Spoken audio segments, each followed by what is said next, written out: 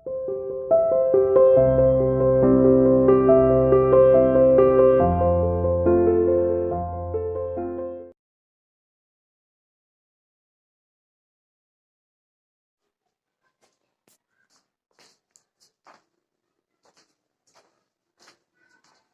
to CR International School online classes. Hello bachcho, how are you?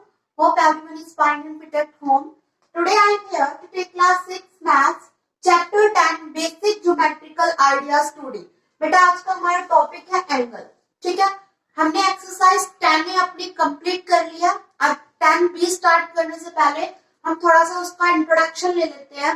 तो इस exercise में बेटा एंगल्स के ऊपर सारे क्वेश्चंस है. ठीक है, तो हम एंगल की सबसे पहले डेफिनेशन तो पढ़े कि एंगल होता क्या है.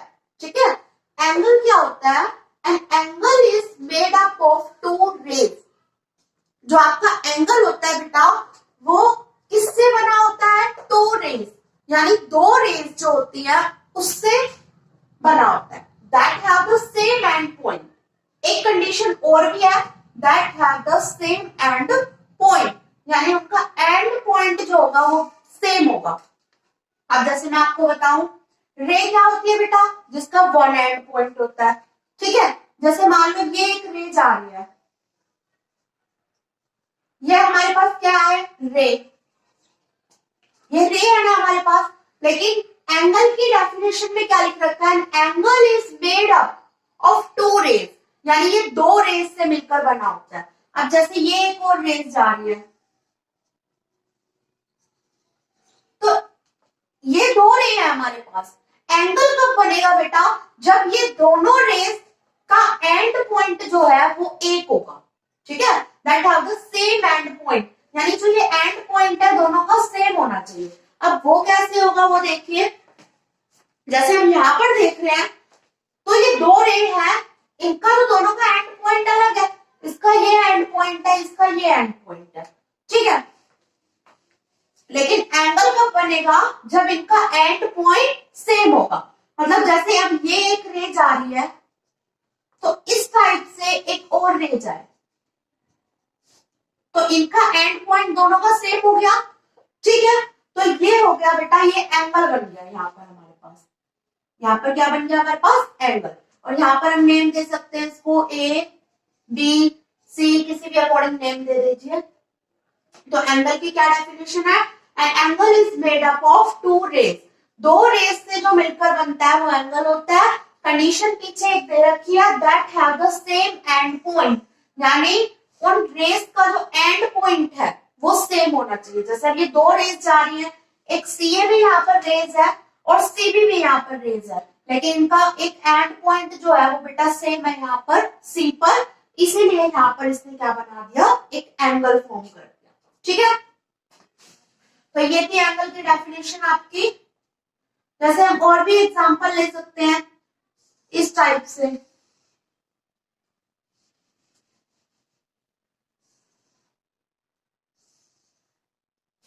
ठीक है, तो यहाँ पर एक रे ये जा रही है हमारे पास,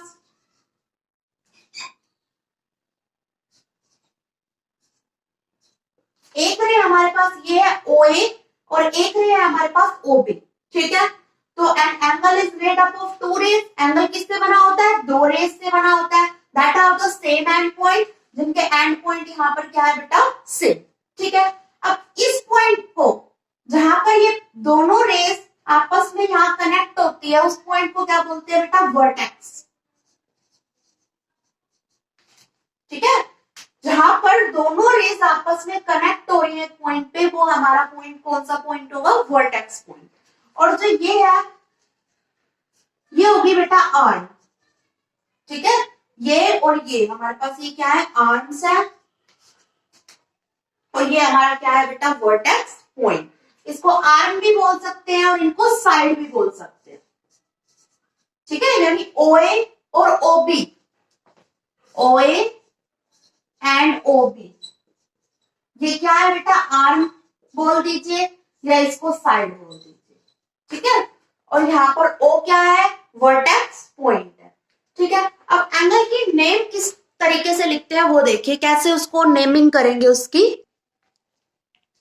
ये टॉपिक है अब हमारा, यहाँ पर ये स्टार्ट करने जा रहे हैं नेमिंग एंड एंगल। ठीक है, यानी हम एंगल को नेम किस टाइप से लिखेंगे। जैसे आपके पास ये एंगल तो बन रहा है, ठीक है, लेकिन इसमें किस टाइप से एक एंगल को नेम दिया जाए वो समझेंगे। 3 टाइप से लिख सकते हैं बेटा। First is with 3 letters, second है विद 1 लेटर एंड थर्ड है विद ए नंबरल और ए स्मॉल लेटर। देखिए फर्स्ट क्या कह रहा है, विद 3 लेटर्स, यानी 3 लेटर के द्वारा हम लिख सकते हैं। जैसे आप यहाँ पर देखिए इस फिगर में ये एंगल जो बन रहा है, फॉर्म हो रहा है, यहाँ पर देखिए विद 3 लेटर्स। सबसे पहले मैं आपको ये समझाऊं विद 3 लेटर्स कैसे लिखेंगे आप। देखिए यहाँ पर देखिए इसका बेटा वर्टेक्स पॉइंट कौन सा है, ए। ठीक है, तो हम एंगल जब यहाँ पर नेम लिखेंगे तो क्या करेंगे, वर्टेक्स पॉइंट बीच में लिखेंगे, यानी ए। ठीक है, तो यहां से लिखते हैं इसको BAC। एक टाइप से तो हम इस तरीके से लिख सकते हैं, और यहां बनाओगे आप एंगल का साइन। ठीक है, एंगल BAC। ये बात आपको याद रखनी है बेटा, जो आपका मेन पॉइंट होगा, वर्टेक्स पॉइंट, वो आपका बीच में होगा, सेंटर में होगा। ठीक है, और बाकी के जो 2 है वो आपके आगे पीछे आप लिख सकते हो कहीं भी, या इस चीज को हम ऐसे भी लिख सकते हैं CAB।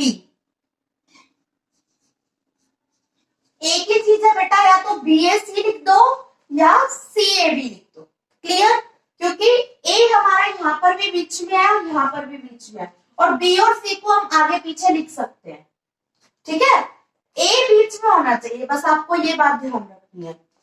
जो आपका मेन जहां पर एंगल का साइन बन रहा है, देखिए एंगल का साइन यहाँ बन रहा है ना, तो वो आपका पॉइंट बीच में होना चाहिए, और बाकी के जो 2 पॉइंट है C और B हो गए यहाँ पर देखिए फिगर में, तो वो आप यहाँ भी C लिख सकते हो, यहाँ भी B लिख सकते हो, यहाँ B लिख सकते हो, यहाँ C लिख सकते हो। ठीक है, तो फर्स्ट पॉइंट हमारा क्लियर हो गया विद 3 लेटर्स।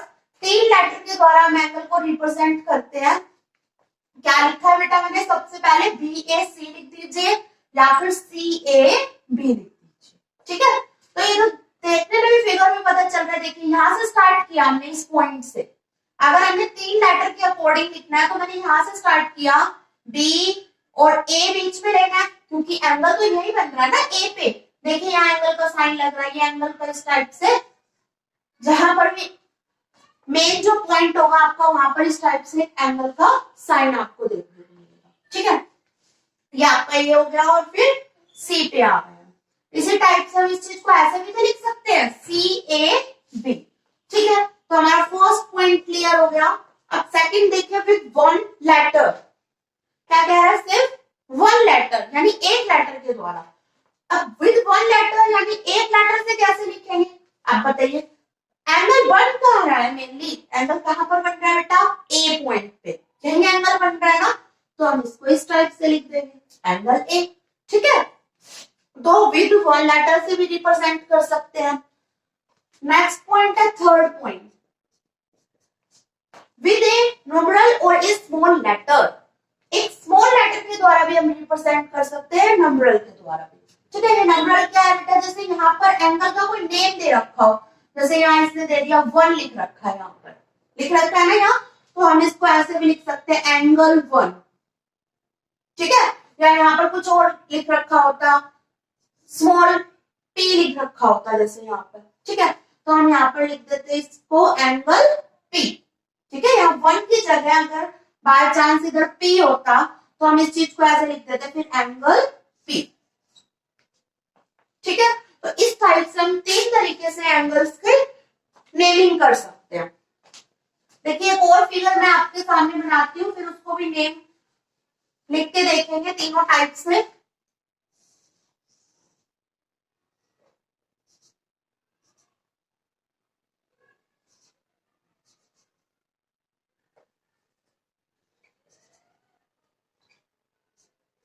देखिए कैसे लिखेंगे, फर्स्ट क्या कहता है विथ 3 लेटर्स।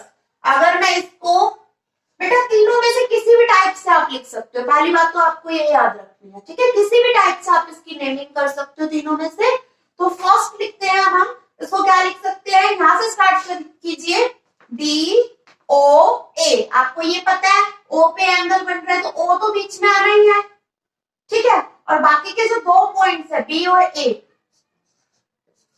उसको आप किसी भी तरीके से लिख सकते हो, बी को आगे भी लिख सकते हो स्टार्टिंग में, या बी को लास्ट में लिख सकते हो, ए को पहले लिख दीजिए, ठीक है। या इस चीज को हम ऐसे भी लिख सकते हैं ए ओ बी। मेन जो आपका ये ओ है ये बीच में होना चाहिए जहां पर एंगल बन रहा है, ठीक है। तो ये दोनों में से एक लिखना है आपने, ये दोनों एक ही है बेटा, आपस में इक्वल ही है, चाहे ये लिख दीजिए चाहे ये लिख दीजिए, ठीक है। आप कभी भी नेम लिखोगे एंगल का तो आप चाहे इस तरीके से लिख दीजिए इस तरीके से लिख दीजिए, एक ही बात है, ठीक है। अब सेकंड क्या है, विद वन लेटर,